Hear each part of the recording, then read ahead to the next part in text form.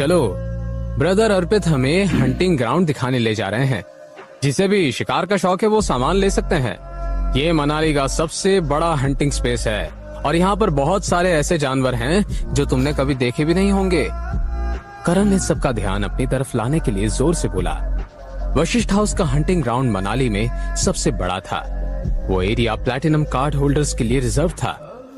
वहां पर सिर्फ बड़े हाई क्लास और एलीट लोगों को परमिशन मिलती थी। यहाँ बहुत सारे ऐसे जानवर भी थे जिनका शिकार करना लीगली अलाउड नहीं था, पर क्योंकि यहाँ कभी भी इंस्पेक्शन नहीं हुआ था इसलिए सब कुछ चल रहा था। यहाँ अमीर लोग सिर्फ अपने शौक पूरे करने आते थे। करण, अपने दोस्तों से कह देना कि फिर भी कोई फोटो क्लिक ना करे, अर्पित ने ऑर्डर देते हुए कहा। ये वहाँ का रूल था। उस हंटिंग ग्राउंड में ऐसा बहुत कुछ था जो बाहर जाना ठीक नहीं था। यस ब्रदर अर्पित, करण ने कहा। इसके बाद अर्पित वहाँ से चला गया। जैसे ही अर्पित वहाँ से गया, जिया और ऐश्वर्या करण के पास आए और उससे कंफर्म किया कि वो अर्पित कपूर ही था ना। करण ने अपना सिर हाँ में हिलाते हुए कहा, हाँ, पर अगली बार जब तुम उससे मिलो तो सिर्फ अर्पित मत कहना। चाहो तो ब्रदर अर्पित बोल देना या फिर मिस्टर अर्पित कपूर बोल देना। वो अब आयशा का पति है। ये सुनकर दोनों शॉक हो गए और बोली, अर्पित ने आयशा से शादी कर ली? हाँ, वो मेहता फैमिली के साथ ही रहता है, घर जमाई बनकर, करण ने जवाब दिया। Oh my God, Mehta family का घर जमाई और वशिष्ठ हाउस में जनरल मैनेजर की? ये अर्पित तो काफी तरक्की कर गया, ऐश्वर्या ने थोड़ा जलते हुए कहा। करण के मन में अर्पित के लिए तरस था। भले ही बाहर से वो कितना सख्त और ऑर्डर लेने वाला लगता हो, पर वो असल में मेहता फैमिली का और खास करके आयशा की कठपुतली था। माय गॉड, वो उनके ऑर्डर पर ही चलता था। उसने ये भी सुना था कि शादी हो जाने के बाद आयशा दूसरे मर्दों के साथ फ्लर्ट और उन्हें सिड्यूस करती थी। पर जो भी हो जाए, अर्पित आयशा से नाराज नहीं हो सकता था और उसे हमेशा उसके सामने झुकना ही होगा। करण के मन में अर्पित के लिए सिर्फ घृणा थी। इतने में अर्पित वापस आया और सबको लीड करते हुए हंटिंग ग्राउंड की तरफ ले जाने लगा। हालांकि उसे हंटिंग ग्राउंड बोले जा रहा था, पर असल में वो एक बहुत बड़ा सा जंगल था। वहाँ बहुत सारे जानवर थे, सब ऐसे कि कुछ पहली बार देख रहे थे, इसलिए बहुत सरप्राइज्ड और एक्साइटेड थे। अर्पित सबसे आगे चल रहा था और कभी कभी बस करण से बात कर रहा था। उसे बाकियों से बात करना अपनी शान के खिलाफ लग रहा था। सब कहीं ना कहीं इस बात से चिढ़ गए थे और उनके पास कोई ऑप्शन नहीं था। वहीं आहान और शनाया थोड़े पीछे चल रहे थे। शनाया वहाँ पहली बार आई थी। ये सब देखकर वो बहुत खुश थी। कुछ समय के लिए शनाया आयशा के बारे में भूल चुकी थी और मुस्कुरा रही थी। उसके खूबसूरत चेहरे पर स्माइल बहुत प्यारी लग रही थी। वहीं दूसरी तरफ आहान बहुत बोर हो रहा था। वो वहाँ पर सिर्फ शनाया का साथ देने के लिए चल रहा था। वो बचपन से ही ऐसी जगहों पर जा रखा था। उसने इससे बड़े खतरनाक हंटिंग ग्राउंड्स और जानवरों को देखा था। इतना ही नहीं, वो कुछ जानवरों से भिड़ भी चुका था। अभी तो उनके साथ पूरी सिक्योरिटी टीम चल रही थी, पर बहुत बार वो अकेला ही ऐसे जगहों पर जा चुका था। अचानक से आहान का फोन बजा। यंग मास्टर, मैं राज बोल रहा हूँ। आप अभी वशिष्ठ हाउस में हैं? राज ने बहुत इज्जत के साथ पूछा। ये सुनकर आहान थोड़ा हैरान हो गया। वो सोचने लगा कि कहीं राज ने उसके पीछे किसी को लगा तो नहीं दिया जो उसकी खबर देता है। राज आहान की चुप्पी का कारण समझ गया था, इसलिए उसने तुरंत बोला, यंग मास्टर, मेरे छोटे भाई अभिषेक ने आपको ली मेरिडियन रेस्टोरेंट से निकलते हुए देखा था। जब उसने वहाँ के मैनेजर से पूछा तो उसने बताया कि आप यहाँ आने वाले हैं। अच्छा, हाँ, मैं अभी यही हूँ, आहान ने बहुत सहजता से कहा। दरअसल मैं चाहता था कि आप बाकी के शेयर होल्डर्स से मिल लें। आहान वहाँ का सबसे बड़ा शेयर होल्डर था, इसलिए राज चाहता था कि आहान भी सबसे मिल ले। कहाँ हो तुम? आहान ने पूछा। हम कॉन्फ्रेंस रूम में हैं। आप अपना काम खत्म करके आ सकते हैं, हमें कोई जल्दी नहीं है, राज ने कहा। नहीं, मैं अभी आ रहा हूँ। आहान ने इतना कहकर फोन कट कर दिया। उसे आज नहीं तो कल सारे शेयर होल्डर्स से मिलना ही था, इसलिए उसने सोचा इस काम को आज ही निपटा दिया जाए। फिर वो शनाया की तरफ मुड़ा, कहा, शनाया, मैं कुछ दोस्तों से मिलने जा रहा हूँ, तुम चलोगी मेरे साथ? आहान नहीं चाहता था कि अभी शनाया को उसकी असलियत पता चले, पर फिर भी अगर वो साथ चलना चाहती थी तो आहान मना नहीं करता। उसके लिए भी अच्छा मौका था कि राज चोपड़ा से शनाया को मिलवाने का। शनाया ने कुछ सोचा और फिर मना कर दिया। नहीं, मुझे यहाँ नहीं पे ना चलना, कुछ बड़ा तुम जाओ, मैं तुम्हारा यही मिलेगा इंतजार करती हूँ। और मजा शनाया आएगा। समझ चुकी थी कि वो किन दोस्तों से मिलवाना चाहता देखने था। लायक चीजें होंगी आहान काफी धीरे धीरे शनाया से है कि बातें नहीं? शेयर करने लगा था, पर अभी वो सब कुछ जानना नहीं चाहती थी। और कहीं ना कहीं शनाया को लग रहा था कि आहान के दोस्तों से मिलकर कहीं वो उसकी इमेज खराब ना कर दे। वो सिर्फ खूबसूरत थी और उसके पास कुछ नहीं था। उसका फैमिली बैकग्राउंड भी बहुत पावरफुल नहीं था। ठीक है, तुम वेट करो, मैं 10 मिनट में आता हूँ। क्योंकि शनाया नहीं आना चाहती थी, इसलिए आहान ने भी उसे फोर्स नहीं किया। यहाँ पे जल्दी आना, कुछ गलत शनाया ने स्माइल करते हुए कहा और आहान वहां से चला गया। तभी अर्पित वहां आया। अर्पित ने शनाया से कहा, हाय शनाया, लॉन्ग टाइम, कैसी हो तुम? लॉन्ग टाइम, मैं ठीक हूँ, तुम कैसे हो?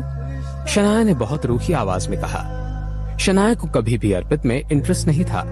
वो तो अर्पित था जो उसके पीछे पड़ा रहता था। इस बात को सबने गलत तरह से इंटरप्रेट किया था और आयशा ने उसे पानी में गिरा दिया।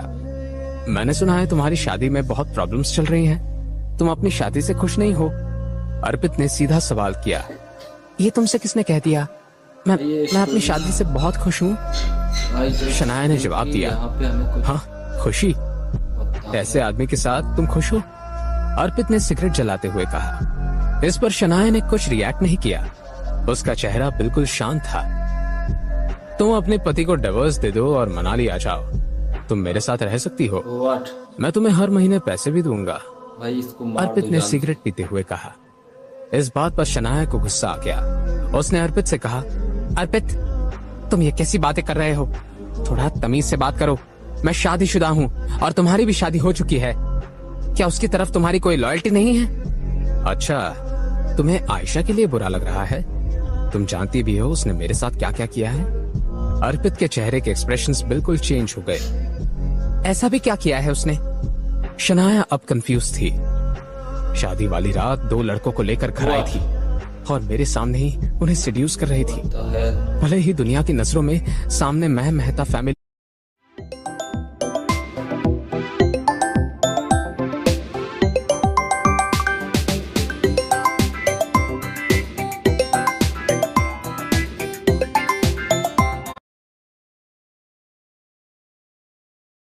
का जमाई हूँ, पर असल में उन्होंने मुझे अपना नौकर बना रखा है। नौकर।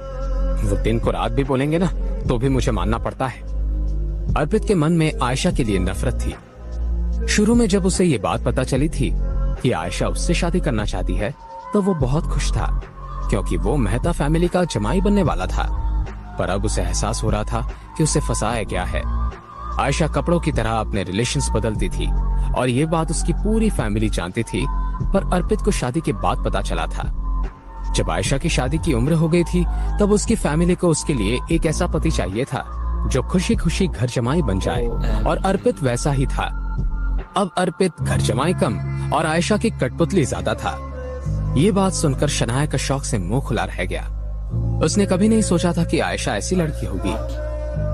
शनाया, तुम भी अपनी शादी में खुश नहीं हो और मैं भी नहीं हूँ। तुम उसे छोड़ दो और मेरे साथ आकर रहो।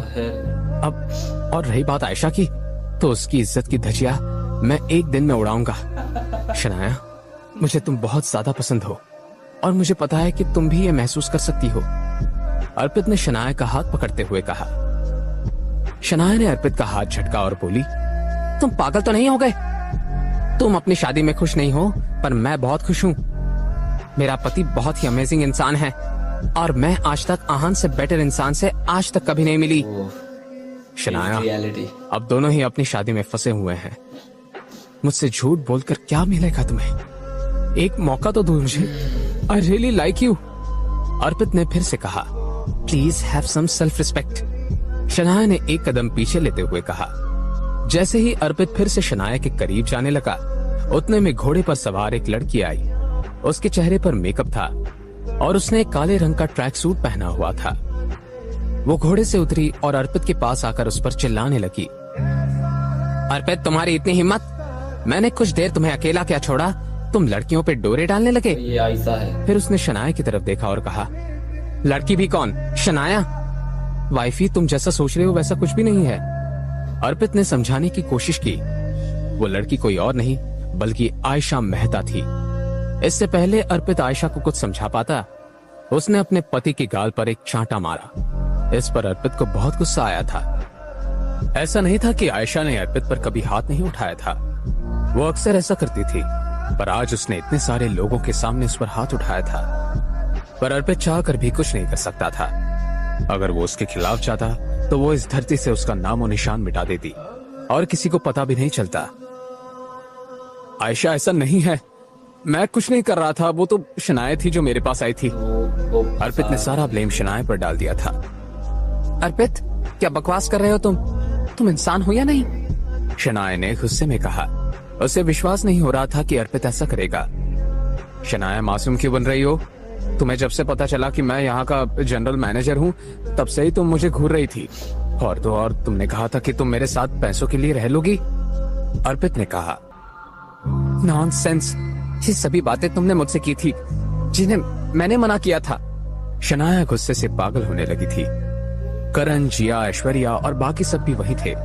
सबने देखा कि अर्पित शनाया के पास गया था, न कि शनाया अर्पित के पास गई थी। पर फिर भी किसी ने कुछ नहीं बोला। कोई भी इस मामले में पड़कर अपने लिए मुसीबत खड़ी नहीं करना चाहता था।